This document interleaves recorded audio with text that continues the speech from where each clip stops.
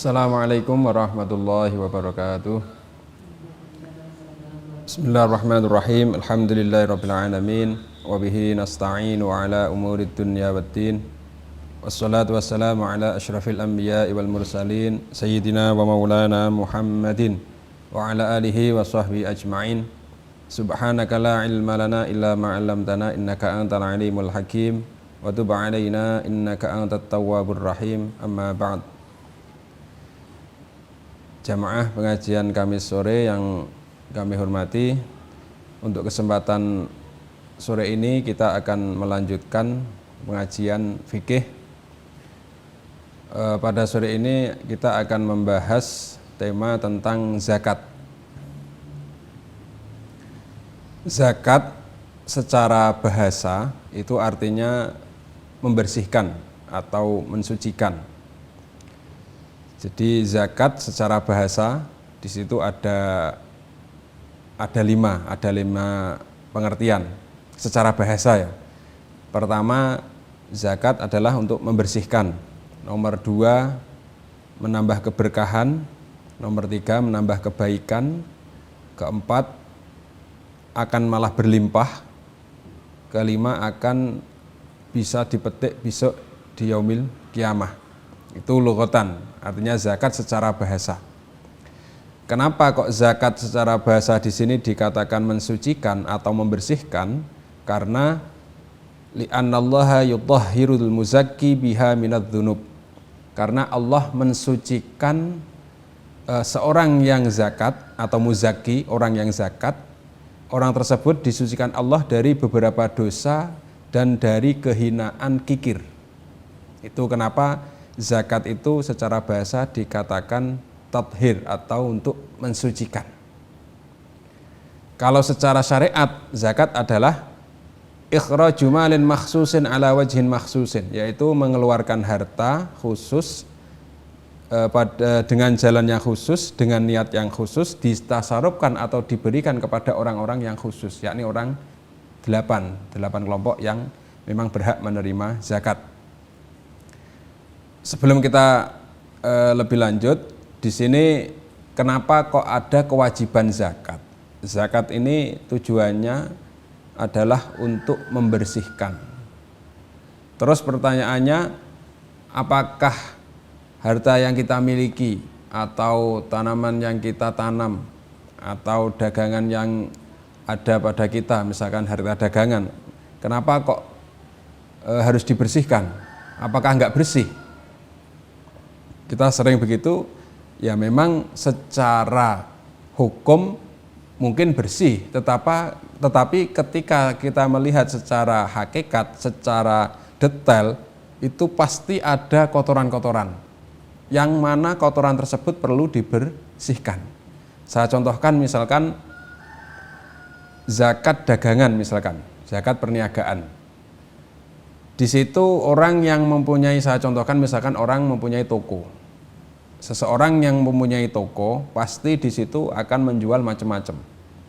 Misalkan yang dijual itu sesuatu yang halal, artinya halal ya produknya halal, misalkan modalnya dari uang halal, terus cara membelinya atau kulakannya juga halal, semuanya intinya sudah halal. Tetapi kita nggak bisa menjamin apakah orang yang membeli itu uangnya betul-betul dari uang halal apa tidak, kita kan nggak tahu.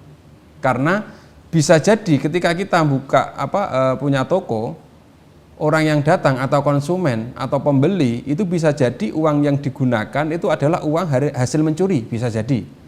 Atau seenggak-enggaknya uang dari hasil bohongin seseorang, atau uang dari menipu. Atau misalkan uang yang digunakan itu mestinya uang yang untuk anak istrinya, kewajiban untuk memberi nafkah anak istri, tapi digunakan untuk yang lain.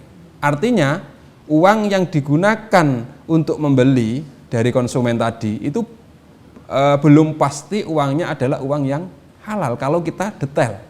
Tetapi kan tidak mungkin kita misalkan membuka toko, nanyain satu persatu dari konsumen, mohon maaf Pak, mohon maaf Bu, ini uangnya, uang dari mana hasilnya, halal tidak, itu enggak mungkin kita mau ngecek itu. Makanya Allah Maha luar biasa, Allah Maha Baik dengan cara ada kewajiban berupa zakat. Zakat ini diwajibkan karena yutahhirul muzakki biha minadz-dzunub, untuk membersihkan orang yang zakat dari beberapa dosa, juga dari beberapa kotoran-kotoran tadi. Artinya mungkin sekali uang yang kita terima dari konsumen-konsumen itu campur dengan macam-macam. Artinya mungkin sekali itu uangnya dari macam-macam lah, makanya perlu sekali untuk dibersihkan. Itu contoh satu. Contoh yang kedua, mungkin konsumennya betul sudah uangnya halal. Barang yang kita jual halal, baik, uang modalnya juga baik, halal. Tetapi kadang prakteknya kita menggunakannya kadang tidak pas. Saya contohkan berulang kali, mungkin di sini saya juga pernah menyampaikan. Misalkan saya jualan toko kelontongan, misalkan itu berbagai bentuk produk saya jual. Misalkan ada telur, ada sabun, ada beras, ada macam-macam. Biasanya karena sudah toko besar, itu biasanya kan banyak sekali sales yang datang. Biasanya sales tersebut itu enggak semuanya langsung kita bayar kontan, bayar cash. Ada yang modelnya nitip. Padahal yang kita jual kan banyak. Misalkan hari Senin giliran dari sales telur misalkan. Hari Selasa beras. Hari berikutnya apalah. Terus prakteknya kita sehari-hari ketika jualan di toko, itu kan pasti uang dari hasil telur, dari hasil beras, dari apapun kita campur. Padahal semestinya uang hasil dari telur kita sisihkan, uang dari hasil beras kita sisihkan. Tapi prakteknya enggak, kita campur.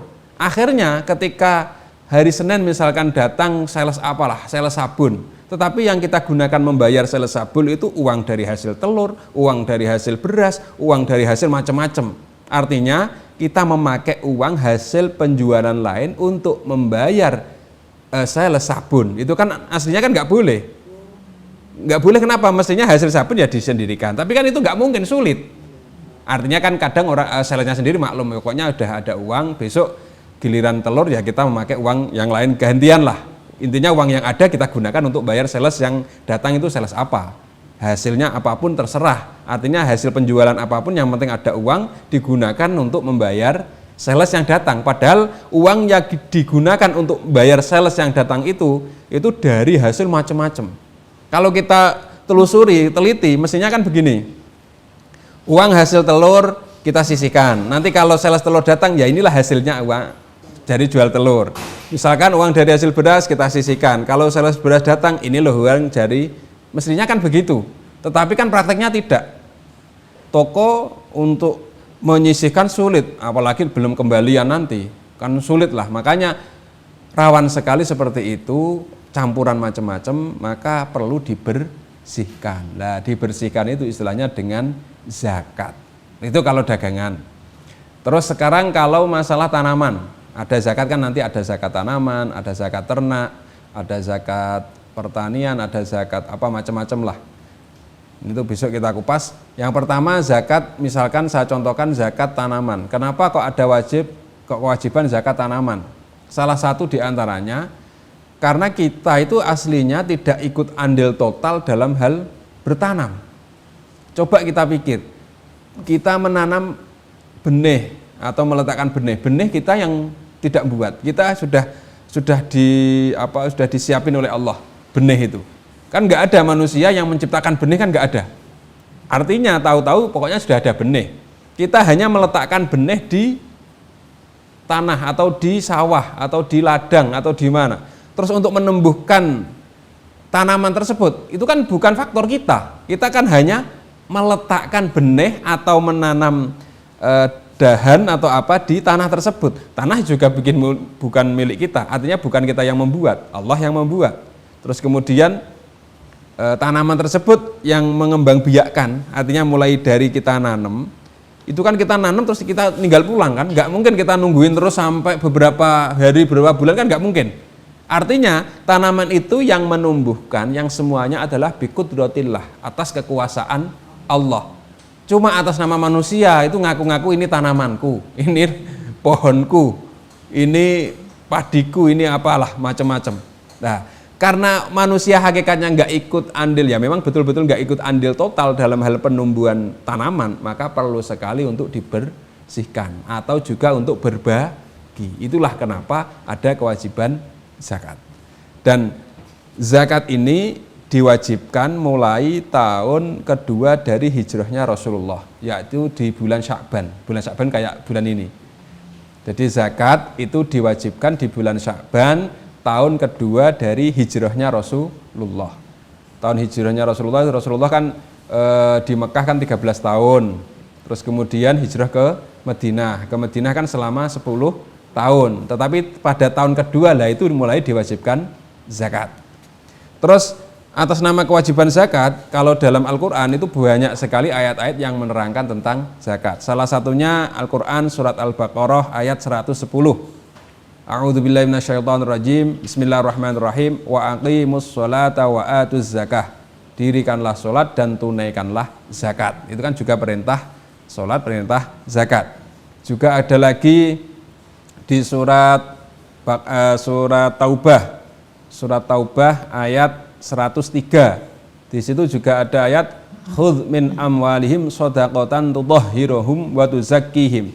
Tutahhiruhum wa tuzakkihim biha. Artinya ambillah dari harta kamu sedekah, yakni zakat, yang mana itu semua untuk membersihkan harta juga untuk mensucikannya.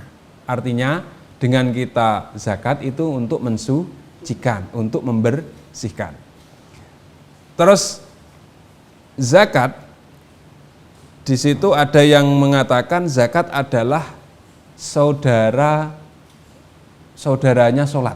Karena dalam beberapa ayat Al-Quran itu banyak sekali ayat-ayat setelah menerangkan sholat atau menyebut kata-kata sholat, kemudian pasti dibarengi dengan kata-kata zakat. Makanya ada yang mengatakan ulama wahiyya ukhtus sholah, karena zakat itu selalu seringkali disebut ketika setelah melafalkan atau ayat terkait sholat. Saya contohkan tadi, wa aqimus sholah wa atuz zakah.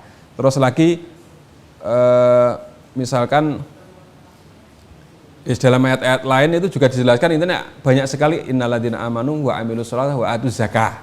Ada lagi, intinya biasanya kalau setelah kata-kata sholat terus kemudian ada menerangkan tentang zakat. Nah itu luar biasa, makanya zakat itu ada yang mengatakan saudaranya sholat. Terus kalau zakat, terkait zakat, kalau dalam hadis itu banyak sekali. Salah satu diantaranya adalah ada hadis diriwayatkan dari Abu Dawud, di Sunan Abi Dawud itu ada hadis hassinu amwalakum bizzakah wadawu amradakum bis-shadaqah. Jagalah harta kamu sekalian dengan zakat. Jadi dengan kita zakat itu hakikatnya kita juga menjaga harta kita. Terus selanjutnya Rasulullah ngendikan wadau amradakum bis-shadaqah, dan berobatlah atau berobatlah atas penyakit-penyakit kamu, atas sakit-sakit kamu dengan sedekah. Karena as-shadaqah tadfaul bala. Sedekah itu bisa menolak satu bala. Artinya ya sedekah itu kata-kata sedekah itu umumnya. Jadi sedekah itu ya namanya sedekah, kalau Indonesianya itu sedekah itu loh.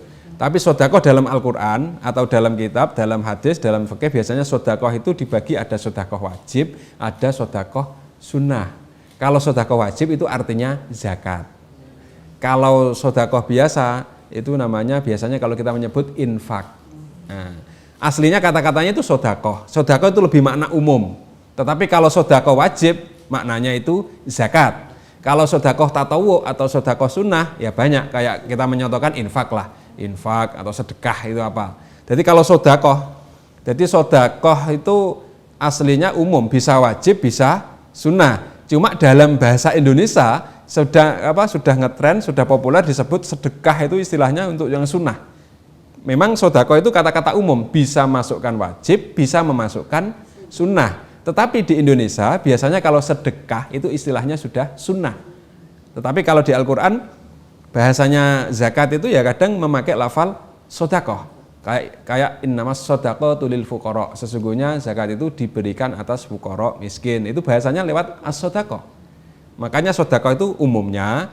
Nah, sodaqah itu bisa sodaqah wajib yakni zakat, bisa sodaqah sunnah yakni kayak kalau kita istilahkan infak. Terus pembagian termasuk pembagian zakat, artinya zakat yang wajib zakat itu dibagi menjadi berapa toh? Zakat itu dibagi menjadi dua. Ada istilah zakat mal, ada zakat abdan badan. Zakat mal itu artinya zakat harta, terus satunya zakat atas nama menzakati diri sendiri badan. Kalau zakat mal itu banyak sekali. Ada kalau yang tertera dalam hadis dalam Al-Quran itu ada sekitar 6, yaitu misalkan harta ternak yang wajib itu kayak onta, sapi, kambing itu wajib. 1 ternak, nomor 2 emas perak, terus nomor 3 harta perniagaan atau dagangan, terus nomor berikutnya emas perak tadi ya terhitung sendiri, terus nomor berikutnya tanaman. Misalkan padi, jagung, atau syair, gandum, macam-macam itu. Terus ada lagi rikas. Rikas itu harta temuan. Terus lagi ada namanya ma'dan. Ma'dan itu zakat harta tambang. Nah, itu jenisnya zakat-zakat yang memang harta-harta yang wajib untuk dizakati. Saya ulangi lagi, harta-harta yang wajib dizakati ada ternak biasanya onta, sapi, kambing, terus kemudian emas, perak, harta perniagaan, terus tanaman, terus kemudian harta temuan, istilahnya harta karun istilahnya ya, terus kemudian ma'dan itu tambang, itu yang wajib dizakat. Terus kalau zakat abdan, zakat badan itu hanya satu, yakni zakat fitrah. Zakat fitrah kan untuk membersihkan diri. Nah, itu. Terus perinciannya, syarat wajib zakat, untuk syarat wajib zakat itu ada 5 syarat wajib zakat ya. Seseorang syarat wajibnya, jadi seseorang sudah kewajiban zakat, syaratnya itu 5. Kalau belum 5 ini ya belum. Syarat yang pertama, Islam. Artinya seorang Islam itu wajib untuk mengeluarkan zakat. Tentunya tetap ada syarat-syaratnya lagi, artinya harus ketika sudah mencapai nisab, sudah mencapai 1 tahun, ginilah, nanti besok kita kupas. Intinya syarat yang pertama adalah Islam. Akhirnya karena syarat wajibnya zakat pertama adalah Islam, maka tidak wajib bagi kafir. Orang kafir itu tidak wajib. Tetapi bukan berarti tidak wajib bagi non-muslim itu menjadikan tidak wajib itu dalam arti di dunianya, tapi besok kalau di akhirat dia punya tuntutan. Pertama, tuntutan kenapa tidak menyembah Allah. Nomor 2, kenapa tidak ibadah. Jadi urutannya kalau non muslim itu jangan urutannya kalau non muslim itu Islam dulu, baru kemudian kewajiban zakat. Bukan kok langsung zakat belum Islam. Namanya kan tidak zakat, karena zakat syaratnya harus Islam. Tapi kita jangan punya pikiran gini, berarti enak non muslim. Kan dia nggak zakat, nggak sholat, nggak apa. Kita yang Islam malah zakat, sholat, macam-macam. Jangan gitu, mereka itu akhirnya punya kewajiban besok di yaumil qiyamah. Kewajibannya dia kenapa nggak nyembah Allah, nomor 2 kenapa nggak ibadah. Tetapi kalau kita kan sudah Islam ya sudah, selanjutnya kewajiban atas nama rukun Islam ya ada 5 itu, termasuk salah satunya adalah zakat. Terus syarat wajib lagi yang nomor 2 adalah merdeka. Kalau ini sudah insya Allah semuanya sudah merdeka. Kalau dulu kan ada istilah budak, ada macam-macam. Kalau ini sudah aman. Terus yang nomor 3 syaratnya, ini yang penting, ta'ayyunul milki. Artinya kepemilikan tersebut benar-benar jelas milik kita. Jelas milik kita. Akhirnya tidak boleh harta yang sudah diwakafkan itu dizakati, itu tidak. Jadi harta yang sudah diwakafkan itu sudah tidak wajib untuk dizakati karena sudah tidak ta'ayyunul milki, sudah tidak jelas kepemilikannya. Karena kalau sudah diwakafkan kan artinya sudah ya wakafkan untuk Allah. Artinya udah diwakafkan sudah nggak bisa diapa-apain lagi, sudah nggak bisa dizakati. Terus nomor berikutnya syarat wajibnya zakat lagi adalah tamamul milki, harus sempurna kepemilikannya.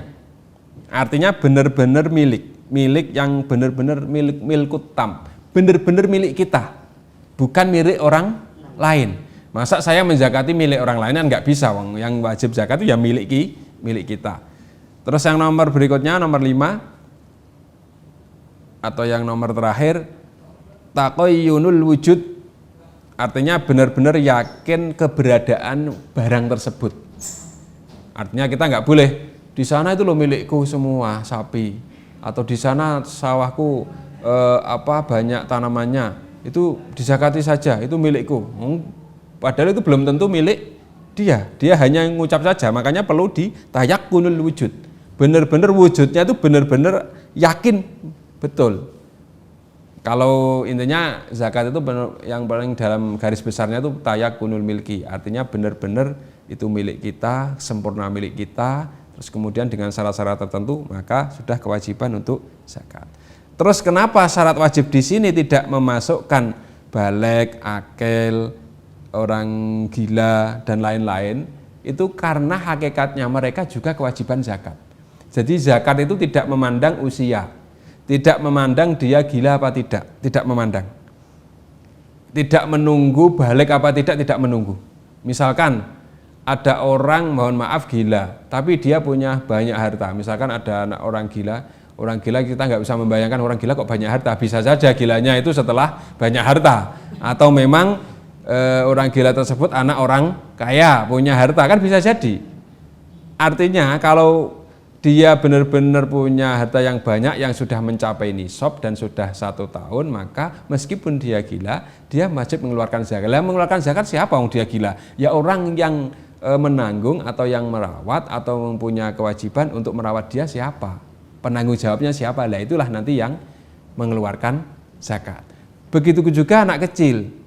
Anak kecil meskipun belum balik, kalau dia sudah mempunyai harta dan kebetulan hartanya sudah mencapai nisab dan mencapai 1 tahun, maka juga kewajiban untuk mengeluarkan zakat. Makanya syarat wajib zakat itu tidak memasukkan harus berakal, artinya harus orang sehat, tidak. Orang gila, orang sakit semuanya masuk. Juga tidak disyaratkan harus balik, tidak disyaratkan. Kalau sholat kan kewajibannya memang disyaratkan harus balik. Tetapi kalau nggak balik kok sudah melakukan sholat, sudah mendapatkan pahala, tetapi kan nggak wajib. Tetapi kalau zakat itu beda dengan sholat. Kalau zakat meskipun belum balik, asal dia mempunyai zakat, mempunyai harta sudah mencapai nisab. Nisab itu satu batas ukuran tertentu untuk mengeluarkan zakat, itu nisab namanya. Terus mencapai 1 tahun, maka meskipun anak kecil, meskipun belum balik, dia sudah wajib mengeluarkan zakat. Nah, itulah sekumpulan pengantar tentang zakat. Terus untuk pertama kita akan membahas zakat ternak dulu.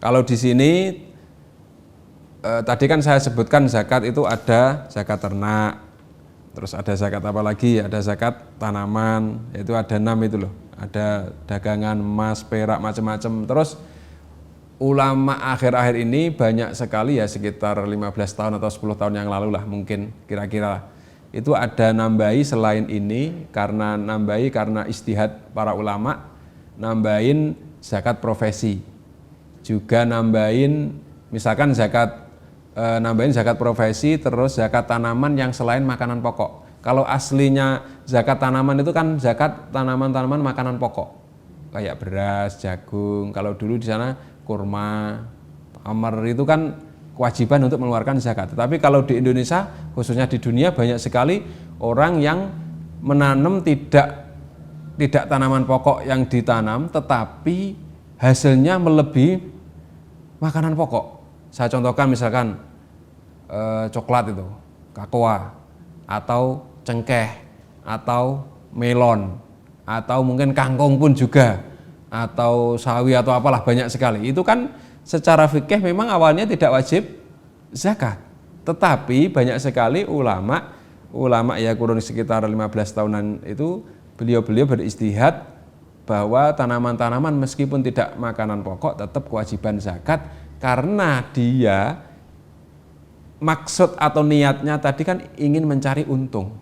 Jadi makanya zakatnya, zakat tanaman yang jenisnya kayak melon, kayak cengkeh, kayak karet, kayak sawit, itu dimasukkan zakat tijaroh. Tijaroh itu zakat dagangan. Jadi bukan dimasukkan ini. Kalau kita mau mengikuti madhabnya Imam Malik itu berpendapat pokoknya segala sesuatu yang tumbuh yang bernilai maka kewajiban untuk mengeluarkan zakat. Tapi kalau Imam Syafi'i kan berpendapat zakat tanaman itu tanaman artinya makanan pokok. Itu yang wajib. Kalau selain itu tidak. Tetapi ulama-ulama sekarang sepakat, entah itu Muhammadiyah, entah itu Nahdlatul Ulama, entah itu apa, sudah sepakat bahwa tanaman-tanaman itu juga termasuk mewajibkan zakat, tapi dikiaskan dengan tijaroh. Tijaroh itu perniagaan, karena dia menanam cengkeh, menanam kakoa, menanam melon, menanam apa, intinya kan ingin mencari untung. Nah, karena itu berarti nanti nisabnya ya disamakan kayak nisabnya zakat perniagaan. Nisabnya zakat perniagaan itu berapa? Yaitu setara dengan emas kurang lebih 85 gram. 85 gram emas. Nah, tinggal ngitung saja kira-kira rupiahnya berapa. Sekarang emas berapa harga per gramnya? Misalkan 700 ya kira-kira kalau dibuat 500 kira-kira ya kurang lebih 40 juta kurang, modal segitu plus nanti tambahan badi dalam masa 1 tahun ya sudah kewajiban mengeluarkan zakat. Terus itu masalah tanaman yang selain makanan pokok, para ulama tetap termasuk yang terkenal mempopulerkan itu Syekh Yusuf Qaradawi. Itu mempopulerkan termasuk kewajiban zakat tanaman yang selain makanan pokok. Juga termasuk ada tambahan lagi zakat profesi. Zakat profesi itu zakat misalkan seorang dokter atau seorang yang ahli dalam apalah, profesor atau apa, dia karena punya keahlian akhirnya dia misalkan dijadikan direktur apa, itu kan ya gajinya kan luar biasa. Atas keahliannya dia kayak dikontrak atau disewa keahliannya untuk mengelola apa, terus dia digaji per bulan atau per minggu. Itu namanya dia juga kewajiban zakat profesi. Nah, itu juga atas ijtihad para ulama. Kalau di dalam kitab fikih itu ada kembarannya itu, yaitu dulu ada redaksinya itu man ajjara nafsahu, yaitu orang yang mendagangkan dirinya. Kalau kita membayangkan kayak orang buruh panggul itu loh, buruh pinggul. Kalau di pasar-pasar buruh angkut. Nah, buruh panggul angkut itu kan kalau dulu kan nggak bisa dibayangkan, nggak sampai masa sampai zakat sih hasilnya berapa. Tapi ternyata sekarang ada model, ada perorangan karena punya keahlian tertentu, dia akhirnya mengelola satu perusahaan atau apa, dan karena keahliannya itu dia digaji besar. Atau kayak profesi dokter, itu kan dia punya keahlian, atau profesi apapun lah. Nah, makanya terus akhirnya para ulama berpendapat ya zakat juga memasukkan zakat profesi. Jadi profesi itu termasuk wajib mengeluarkan zakat. Nah, zakatnya profesi gimana cara ngitungnya? Sama, dikembalikan sebagaimana nisabnya emas. Yaitu nisabnya emas adalah 85 gram emas. Itu kalau kita kruskan ya kira-kira loh ya, kira-kira per bulannya itu sekitar gaji di atas 5 juta.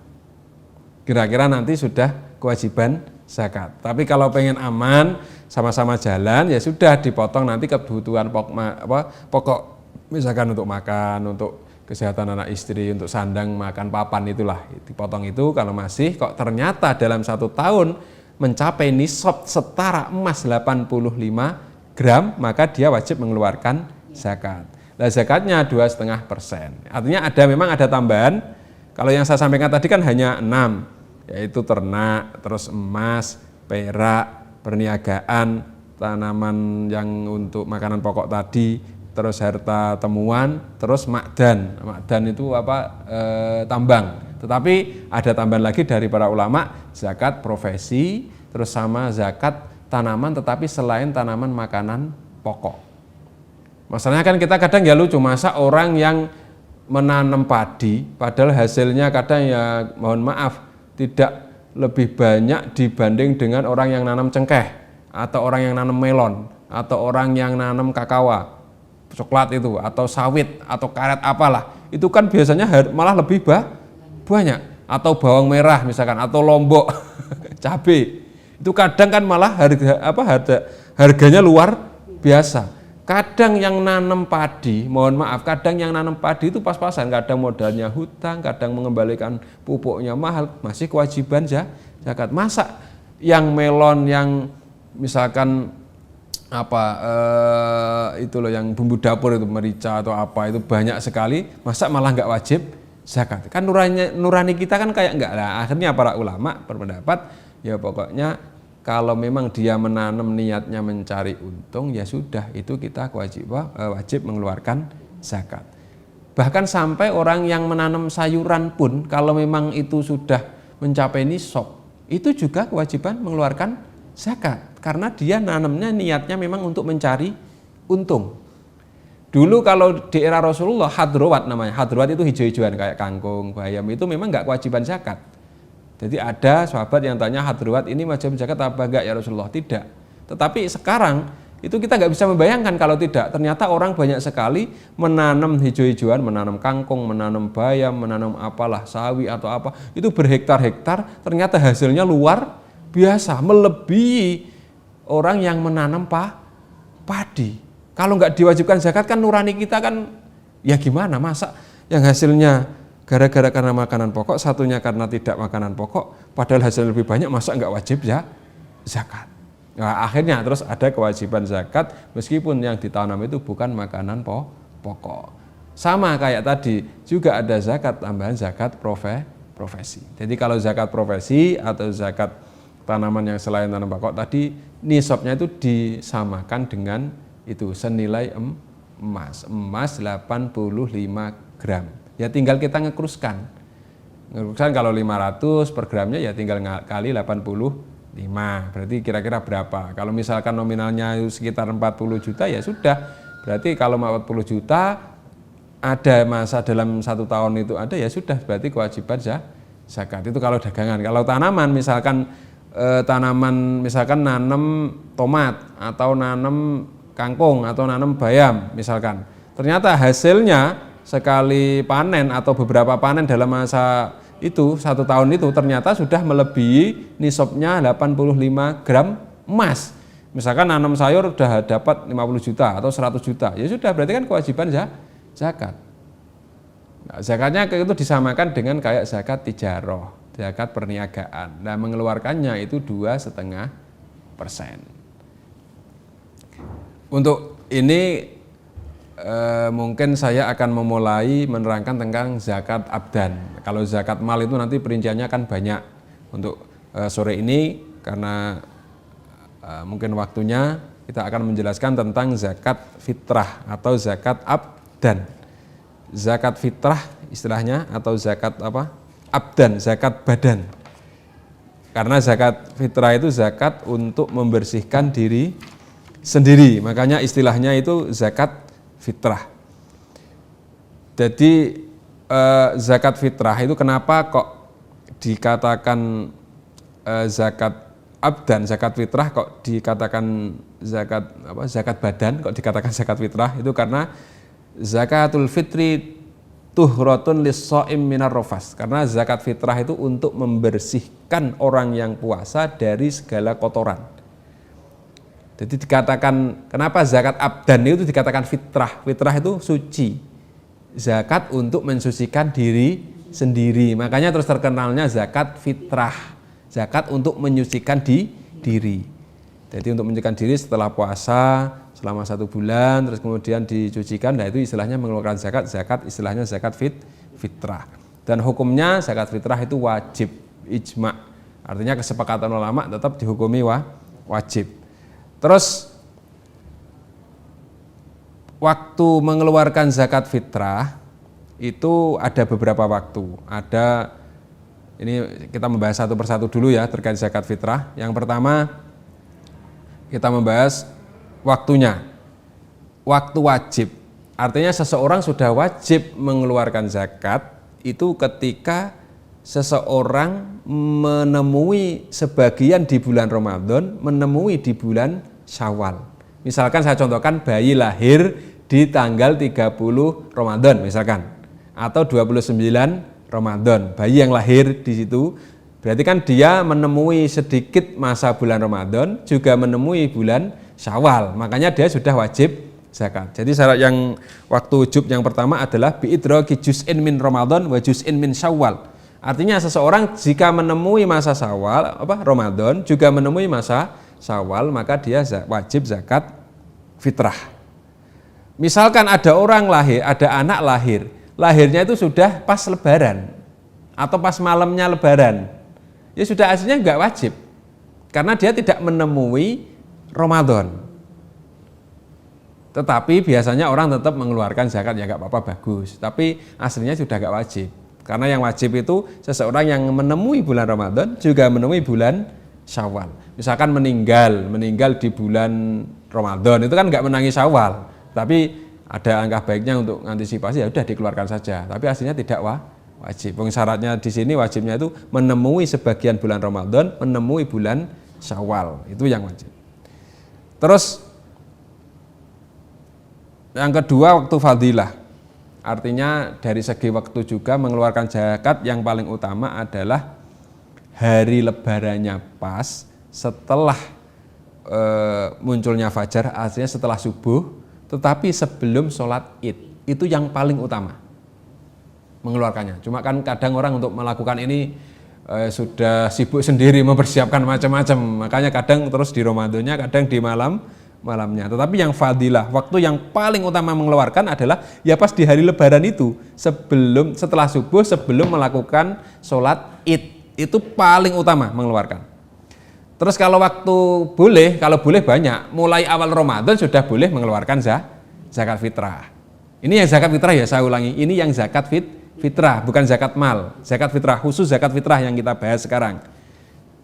Jadi zakat fitrah pertama waktu fadilah tadi adalah setelah ba'da subuh hari lebaran sebelum sholat id. Terus yang kedua waktu jawas artinya boleh itu mulai dari awal Ramadan sudah boleh mengeluarkan zakat. Terus waktu karohah itu waktu yang dimakruhkan adalah mengakhirkan mengeluarkan zakat sampai sholat id selesai, bahkan sampai terbenamnya matahari. Itu makruh. Kecuali kalau memang dia kondisinya ada sesuatu hal, misalkan berasnya belum datang yang dipesan, atau mungkin nunggu kerabat yang mau dikasih belum ketemu, sampai akhirnya ketemunya itu lebaran di waktu asar, itu enggak masalah, enggak dimakruhkan. Yang makruh itu dia memang sengaja mengakhirkan atau memang kurang perhatian akan zakat, menyepelekan lah, tahu-tahu mengeluarkannya habis duhur lebaran. Nah itu makruh. Kalau wajibnya tetap loh ya. Artinya makruh, waktunya makruh. Terus yang terakhir nomor 5 waktu haram, yaitu mengeluarkan zakat sampai melebihi hari lebaran. Nah, itu juga dihukumi waktu yang kalau mengeluarkannya tetap loh ya, tapi dihukumi haram. Fayajuzu at-takhir wa yakunu qadaan bidun ismin illam yahdur malu. Kecuali kalau memang dia kondisinya kayak tadi darurat atau udzur.